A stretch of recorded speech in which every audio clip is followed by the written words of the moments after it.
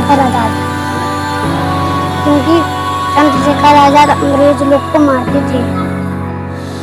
देश के हीरो बंद कर मारा पीटा जाता था। ये फील होता था कि क्यों मारे पीटे जाते थे वो लोग। तो नमस्कार, आप देख रहे हैं जनपद मिरर। आज पूरा देश आजादी के जश्न में डूबा हुआ है। हर कोई अपने अपने तरीके से आजादी के इस पर्व को मना रहा है। आज हम आपको सोनभद्र लिए चलते हैं, जहां एक ऐसा शिक्षा का मंदिर है जो कभी अंग्रेजों के समय में जेल हुआ करता था, जहां कभी हिंदुस्तानियों को यातनाएं दी जाती थी।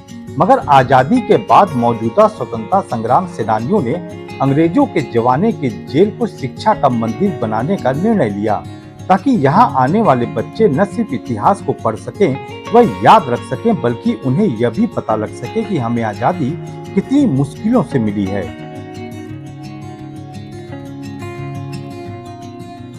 सागन में अंग्रेजों द्वारा बनाए गए इस जेल को स्कूल में तब्दील करने के बाद भले ही उसका कायाकल्प करने के साथ उसका पुराना स्वरूप बदल गया हो, मगर जेल की दीवारें आज भी उस दौर की याद दिलाती हैं। आज भी जेल की दीवारें तमाम इतिहास को समेटे खड़ी हैं।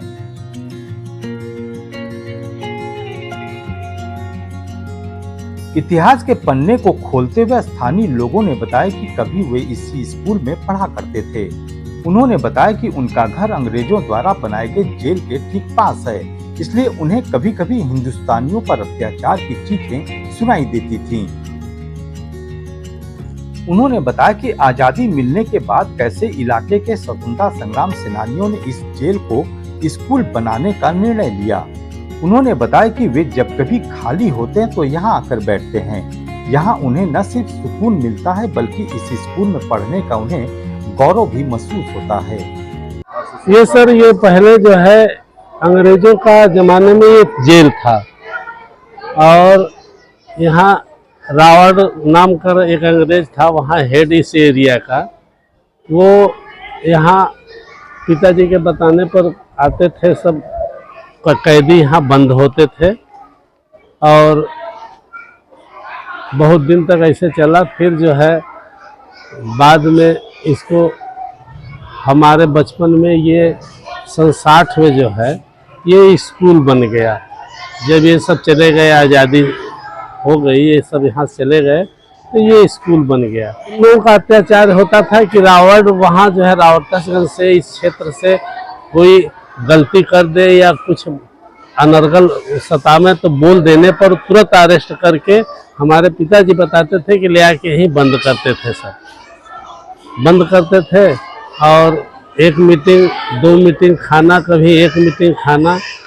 और यहाँ रात जब हो जाती थी तो थोड़ा सा कोई सुनाता था कि मरा रहे हैं सब, क्या कोई पीट रहा है डंडे से।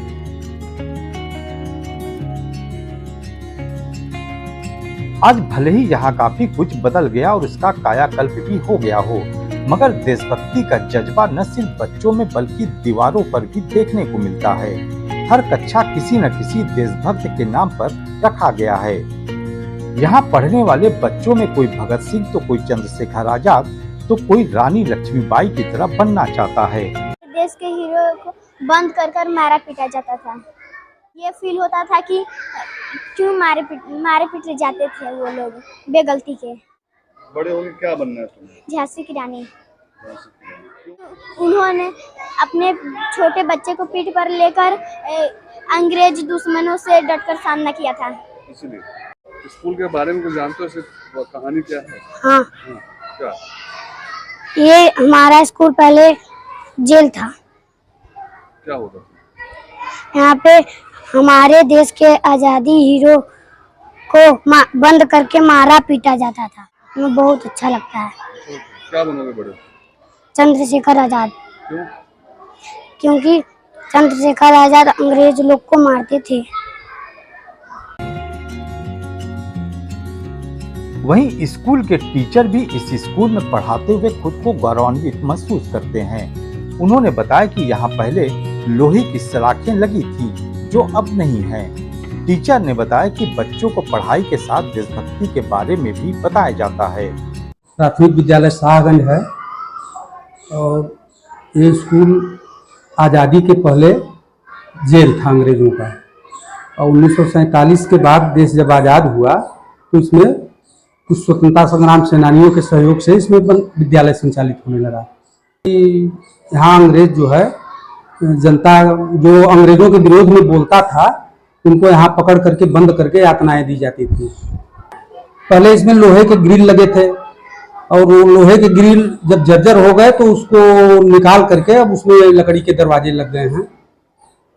दीवार वही है? हाँ, दीवार वही है, दीवार जो पत्थर का बना हुआ है।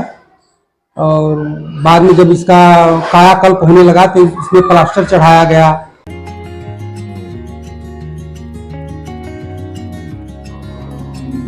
कुल मिलाकर आज हम आजादी के इस पर्व को बड़े ही धूमधाम से मना रहे हैं, लेकिन हमें यह भी याद रखना चाहिए कि हमारे पूर्वजों ने यह आजादी बड़े ही कष्ट से दिलाई है। ऐसे में हमें उनके बलिदान को हमेशा याद रखना चाहिए। श्याम सिंह कुमार, जनपद मिरर, सोनभद्र।